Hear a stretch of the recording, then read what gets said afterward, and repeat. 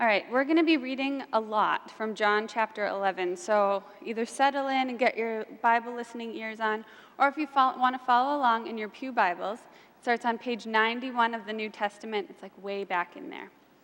But just heads up, we're reading a lot of the Bible today, which is a good thing to do in church. All right, John chapter 11. Now a certain man was ill, Lazarus of Bethany, the village of Mary and her sister Martha. The sisters sent a message to Jesus, saying, "Lord, he whom you love is ill." But when Jesus heard it, he said, "This illness does not lead to death. Rather, it is for God's glory, so that the Son of God may be glorified through it." Jesus loved Martha and her sister and Lazarus, but after having heard that Lazarus was ill, he stayed 2 days longer in the place where he was. After this, he said to the disciples, "Let us go to Judea again." He told them, "Our friend Lazarus has fallen asleep, but I am going there to awaken him." The disciples said to him, "Lord, if he has fallen asleep, he will be all right." Jesus, however, had been speaking about his death, but they thought he was referring merely to sleep. Then Jesus told them plainly, "Lazarus is dead. For your sake I am glad I was not there, so that you may believe. But let us go to him." When Jesus arrived, he found that Lazarus had already been in the tomb for 4 days, and many of the Jews had come to Martha and Mary to console them about their brother. When Martha heard that Jesus was coming, she went and met him while Mary stayed at home.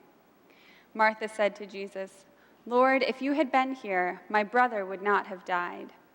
But even now I know that God will give you whatever you ask." Jesus said to her, "Your brother will rise again."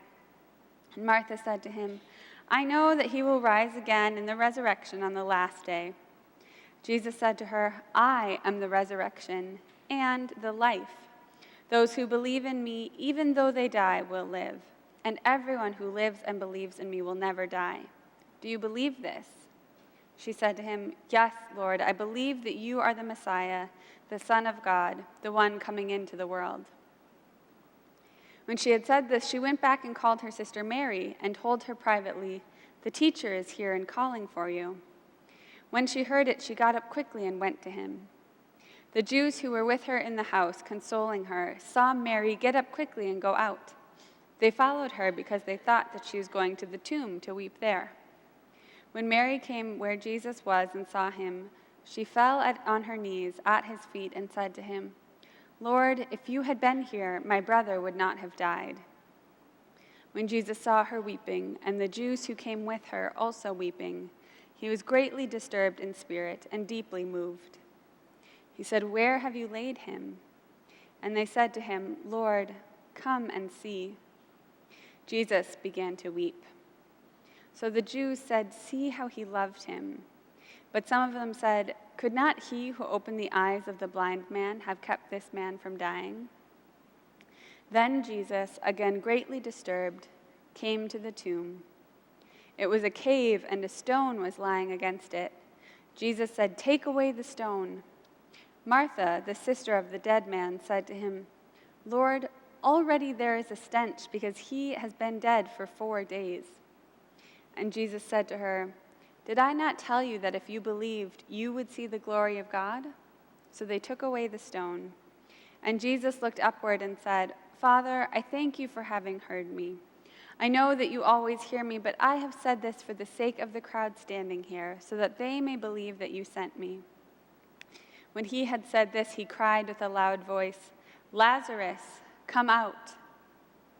The dead man came out, his hands and feet bound with strips of cloth, and his face wrapped in a cloth. Jesus said to them, "Unbind him and let him go." I know that's a lot. There is so much in this incredible chapter. I could easily have preached this same story all summer and gotten plenty of sermons out of it, but I'm only going to preach one. I wanted to read you most of the story, though, so that you have a bit of appreciation for what has led up to this moment, and hopefully maybe even inspire you to go back and look through it yourself later. Again, that was John 11, because you can read the Bible at home anytime you want. This chapter is often titled "The Raising of Lazarus," or something along those lines, but there's really only 2 verses about that. I think it would be more appropriately titled The Death of Lazarus, or even Friends and Family Grieve the Untimely Death of Lazarus. Now, yes, Jesus does call him out of his tomb, and it's a big deal. It's the last sign that Jesus performs in the book of John. But the 42 verses leading up to the two where he gets raised are all about grief and loss, about blame and sorrow, about arguing and anger. And that's a beautiful, necessary, true part of the story, too. So here's how the sermon's going to go. We're going to do a quick recap, and I'm going to give you the highlight reel of that story. We're going to lift up Jesus' responses to Lazarus' two sisters, and then we'll get down to good old Lazarus himself and try to figure out how we fit into this story. So here's where we begin. Jesus hears that Lazarus, his dear friend, is deathly ill, but Jesus, maddeningly, lingers for a couple of days.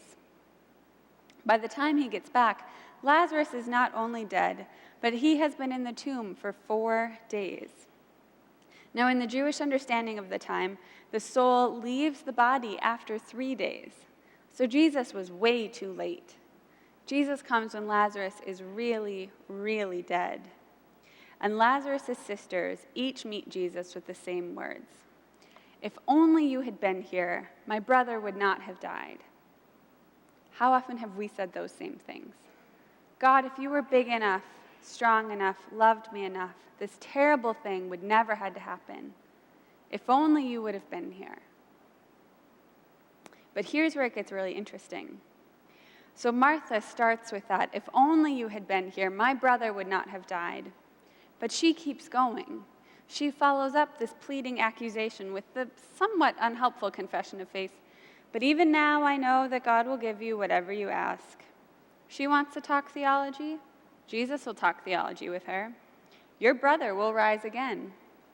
And Martha, understandably, is thinking about the final resurrection on the last day, which was a commonly held belief of Jews of her time. But then Jesus makes this big promise. I am the resurrection and the life. Raining all of a sudden. This would have been good last week during the rain sermon.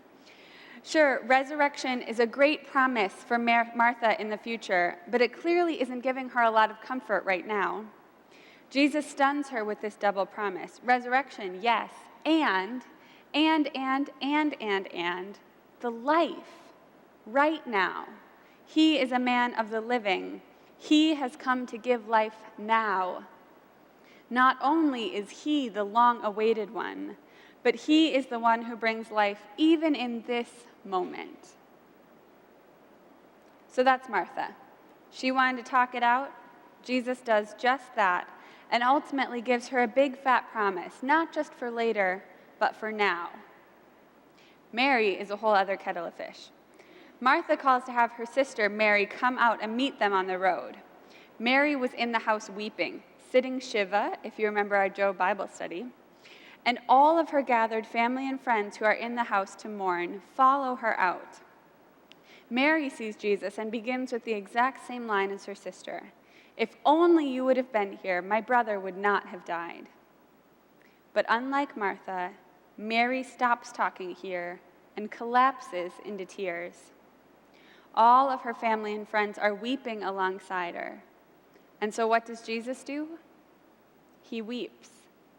He answers the same question with a completely different response. I love these sisters and what they show us about Jesus. He hears their cry. He does not rebuke them or say anything about this accusation that they sort of throw at him. He takes it in. He responds to each woman differently based on where they're coming from and what they need. When you need some answers, Jesus is there with a beautiful promise beyond your expectations. When you need to weep, Jesus is there to join in the tears.